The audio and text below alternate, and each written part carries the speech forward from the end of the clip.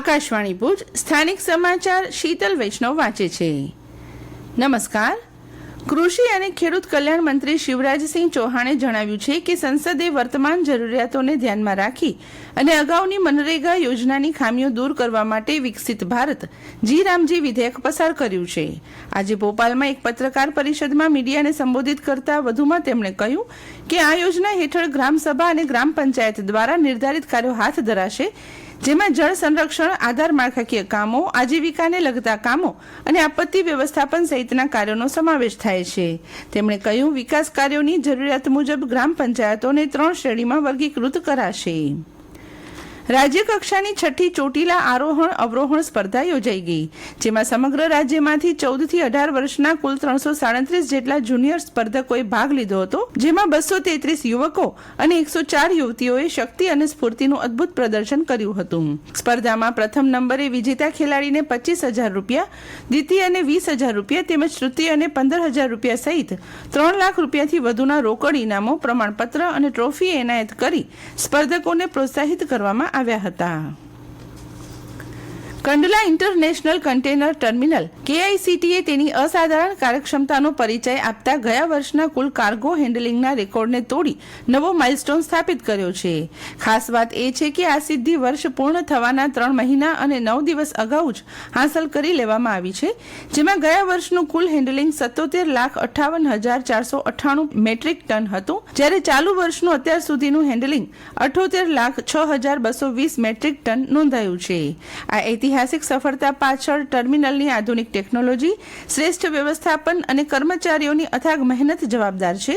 આ પ્રગતિથી આયાત નિકાસકારોમાં પણ વિશ્વાસ વધશે અને સ્થાનિક અર્થતંત્રને મોટો વેગ મળશે. આવતીકાલે 31 ડિસેમ્બરની ઉજવણીને લઈને રાજ્યમાં કાયદો અને વ્યવસ્થાની સ્થિતિ જળવાઈ રહે તે માટે પોલીસ દ્વારા તકેદારીના પગલાં લેવાઈ રહ્યા છે. ત્યારે કચ્છ જિલ્લાના વિવિધ વિસ્તારોમાં પણ કાયદો અને વ્યવસ્થાની સ્થિતિ જાળવવા કાર્ય યોજના તૈયાર કરવામાં આવી છે, તેવું પશ્ચિમ કચ્છ જિલ્લાના ઇન્ચાર્જ SP ગૌતમે જણાવ્યું હતું.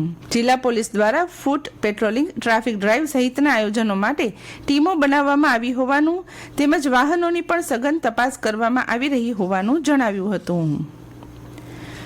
કચ્છના રાપર તાલુકાના નાના રણમાં આવેલા વીર વચરાજ બેટ ખાતેની ગૌશાળામાં ગાયો માટે 350 ટ્રેક્ટર સૂકા ચારાનું દાન કરવામાં આવ્યું છે. આ દાન વીર વચરાજ ગ્રુપ દ્વારા કરવામાં આવ્યું હતું. વચરાજ બેટની આ ગૌશાળામાં 8,000થી વધુ ગાયોનો નિભાવ કરવામાં આવે છે. આ ગાયો ઇતિહાસમાં અમર થયેલા વીર વચરાજ દાદા અને વેગળના આશ્રય હેઠળ વાગડના ક્ષત્રિય રાજપૂત સમાજ દ્વારા શૌર્ય સમર્પણ સાથે ગૌ સેવાની અનંત પરંપરાને અવિરત જાળવી રાખી છે. અનેક ગામડાઓમાંથી આ ચારો એકત્રિત કરીને ગૌશાળા સુધી પહોંચાડવામાં આવ્યો હતો. ભુજથી ઉત્તર ભારત જવા ખૂબ ઉપયોગી અને બારેમાસ ફૂલ રહેતી ભુજ બરેલી આલા હઝરત એક્સપ્રેસના રૂટનું વિસ્તરણ કરવાની યોજના છે, જેમાં આ ટ્રેનને લખનૌ સુધી લંબાવવામાં આવશે. આ માટે ઉત્તર પૂર્વીય રેલવે તંત્રે રૂટના વિસ્તરણ અંગે રેલવે બોર્ડને પ્રસ્તાવ મૂક્યો છે, જેને ટૂંક સમયમાં મંજૂરી મળતા પ્રવાસીઓને ફાયદો થશે. લખનૌ શહેર ઉત્તર પ્રદેશની રાજધાની છે, જેથી કચ્છમાં કામ કરતા લાખો પરપ્રાંતીય શ્રમિકોને પોતાના ગામ જવા ફાયદો થવા સાથે આ રૂટ વિસ્તરણ વેપાર, રોજગાર અને ધાર્મિક પર્યટનને પણ વેગ આપશે. કચ્છ જિલ્લાના વિવિધ વિસ્તારો ઉપરાંત કચ્છ બહારથી આવતા મુલાકાતીઓ, પ્રવાસીઓ અને વ્યાપારીઓ માટે જ્યુબિલી સર્કલ મુખ્ય પ્રવેશદ્વાર સમાન છે. પરિણામે દિવસભર અહીં ભારે વાહન વ્યવહાર જોવા મળે છે. ત્યારે આ ટ્રાફિક સમસ્યાને ધ્યાને લઈ તમામ સંલગ્ન તંત્રોની સંયુક્ત બેઠક યોજાઈ હતી. બેઠકમાં લેવાયેલા નિર્ણય મુજબ શહેરના વિવિધ વિસ્તારોમાં પાર્કિંગની સુવિધા વિકસાવવામાં આવશે, જેમાં સૌથી મહત્વપૂર્ણ પ્રાથમિકતા જ્યુબિલી સર્કલને આપવામાં આવી છે. આ parking pay and park model પર વિકસાવવાની યોજના છે.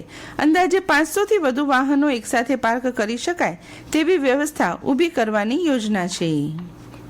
મહિલા ક્રિકેટમાં ભારત આજે કેરળના તિરુવનંતપુરમના ગ્રીનફિલ્ડ ઇન્ટરનેશનલ સ્ટેડિયમ ખાતે 5મા અને અંતિમ T20 આંતરરાષ્ટ્રીય મેચમાં શ્રીલંકા સામે ટકરાશે. આ મેચ સાંજે 7 વાગે શરૂ થશે. હરમનપ્રીત કૌરની આગેવાની ભારત પહેલાથી જ 5 મેચની શ્રેણીમાં 4-0ની અજય લીડ સાથે આગળ છે. અને આ સાથે સ્થાનિક સમાચાર બુલેટિન પૂરું થયું. નમસ્કાર.